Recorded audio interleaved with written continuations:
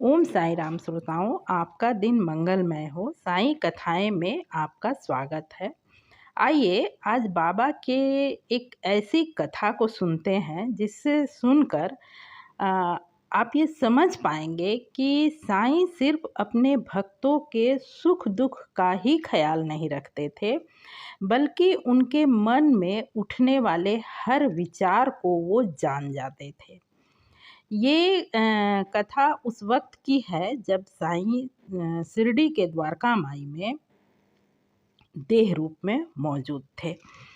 जिन लोगों ने भी साईं सचरित्र पढ़ा है वो शिरडी के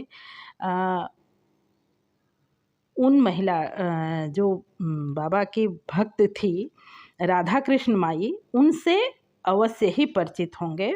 वो विशेष पात्र हैं। वो बाबा की बहुत देखभाल किया करती थी और शिरडी में ही वो रहती थी और वो विधवा थी। तो किंतु ये बहुत कम लोगों को जानकारी है कि उनकी एक सखी भी थी जिनका नाम भिखू बाई था। और इस पात्र का सचरित्र में वर्णन नहीं होने या लोगों को अधिक जानकारी नहीं होने का एक कारण शायद यह भी है कि भिखूबाई के शिरडी में आने के बाद मतलब बाबा ने बहुत जल्द ही, मैंने बाबा के समाधि लेने से कुछ ही पहले भिखूबाई शिरडी में रहने आई। वो राधा कृष्ण माई की सखी थी और समय का फेर कहिए कि उनके साथ भी यही घटना घटी थी। वो भी मतलब विधवा हो गई थी, उनके पति का भी देहांत हो गया था। वो काफ़ी दुखी रहा करती थी। उसी वक्त राधा कृष्ण माई ने उन्हें बाबा के बारे में बताया, बाबा के कृपा के बारे में बताया और उनसे वो प्रभावित होकर के वो राधा कृष्ण माई के पास ही आकर रहने लगी और बाबा की सेवा में लग गई। ठीक है, उनका समय बीत रहा था, लेकिन उनके आने के कुछ ही दिन, ये तो सभी लोग जानते हैं, सचरित्र जो पढ़े हैं वो जानते हैं कि राधा कृष्ण माई की मृत्यु बाबा के समय में ही हो गई थी। तो भिखूबाई के आने के कुछ ही दिनों बाद राधा कृष्ण माई की मृत्यु हो गई। अब हुआ ये कि भिखूबाई उनके पति किसी सरकारी नौकरी में रहे होंगे, तो उनका कुछ पेंशन मिलता था, तो जिसे लेने वो अपने उस गांव जाया करती थी जहां उनको वो पेंशन मिलता था। तो एक बार हुआ ये कि भिखूबाई अपने उस गांव से पेंशन लेकर लौट रही थी। तो जब वो पेंशन लेकर लौट रही थी तो उनके मन में आया कि क्यों ना बाबा के लिए कुछ उपहार वगैरह लिया जाए। तो उन्होंने एक फूल का हार और कुछ फल, कोई मौसम का जो फल रहा होगा वो कुछ फल उन्होंने खरीदे कि बाबा को उपहार स्वरूप भेंट करेंगी। फिर वहाँ से वो कुछ आगे चली, गोदावरी के तट पर, गोदावरी के नज़दीक जाकर उन्हें कुछ गर्मी सा महसूस हुआ होगा। पहले के लोग जब गांव में पैदल चला करते थे तो कहीं पानी वगैरह मिले तो वहाँ बैठकर सुस्ताते ही थे, थोड़ा आराम करते थे, पानी उनी पी करके वहाँ से थोड़ा सा रेस्ट लेने के बाद आगे बढ़ा करते थे। ये प्रचलन था ही पैदल चलने पर इस तरह के मतलब थोड़े से विश्राम की ज़रूरत पड़ती ही है। तो वही वो भिखूबाई गोदावरी तट के पास बैठी और बैठकर उन्होंने थोड़ा सा जलपान किया, पानी पिया, हाथ पैर धोई और थोड़ा सा आराम करने लगी कि अचानक हुआ ये कि मन है, आप समझ पाएंगे श्रोताओं, कि कभी कभी हम जिसके बहुत नज़दीक होते हैं, जिससे घनिष्ठता होती है, उसके नहीं रहने पर समय असमय उसकी याद आ ही जाती है। तो उसी वक्त उन्हें भिखूबाई को राधा कृष्ण माई की बहुत तेज याद आने लगी।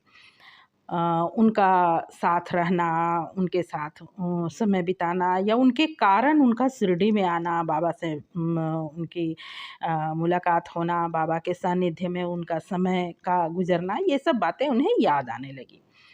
अब जाहिर सी बात है कि जो लोग हमारे बीच नहीं हैं, वो हमारे घनिष्ठ हैं, तो उनकी याद आने पर मन दुखी ही होगा।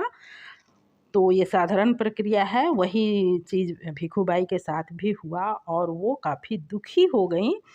और दुखी मन दुख में कुछ भी सोचता है, बस उसी क्रम में उनके मन में एक बार को ये विचार भी आया कि साईं इतने समग्र हैं, साईं इतने सामर्थ्यवान हैं, पर बाबा को सारी जानकारी थी, तो उन्होंने राधा कृष्ण माई को, जो कि उनकी इतनी अच्छी सेविका थी, उनके प्राणों की रक्षा क्यों नहीं की।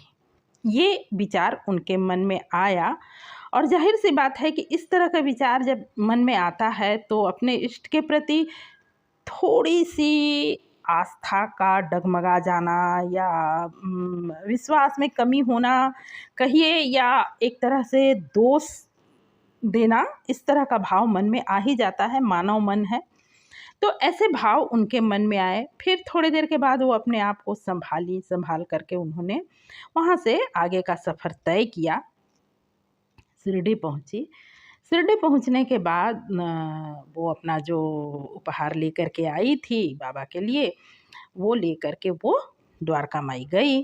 द्वारका माई गई तो उन्होंने वो फूल का हार बाबा को पहनाना चाहा, बाबा को अर्पण करना चाहा। बाबा ने उसे हाथ से परे हटा दिया। फिर भिखूबाई को थोड़ा अजीब लगा कि ऐसा उन्होंने पहले कभी नहीं किया था और आज क्यों मेरा लाया हुआ उपहार वो स्वीकार नहीं कर रहे हैं। खैर फिर उसके बाद उन्होंने फूल को एक किनारे रखकर जो मतलब फल वगैरह वो लाई थी उसे भी उन्होंने बाबा को देना चाहा। बाबा ने उसे लोगों में बांट दिया, उसका बिल्कुल एक टुकड़ा भी वो अपने लिए नहीं निकाल रहे थे। ये देखकर भिखूबाई को जरा सा कष्ट हुआ और उन्होंने अपने हाथ से फल का कोई एक टुकड़ा ले करके और बाबा को दोबारा से अर्पण करना चाहा। तो बाबा ने बिल्कुल उनके हाथ को परे हटा दिया।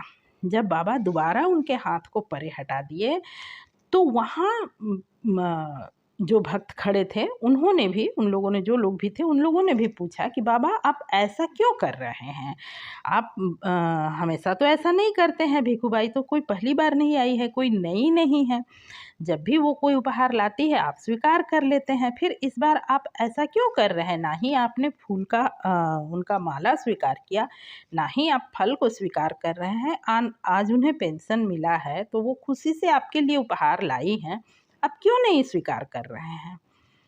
तो बाबा ने कहा कि इस उपहार में बहुत भार शामिल है, दुखों का भार शामिल है।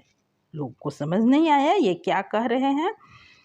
तब बाबा ने बताया कि ये महिला यहाँ आके मुझे हार और फल दे रही है और कुछ देर पहले ये गोदावरी तट पर बैठ के मुझे कोस रही थी कि मैंने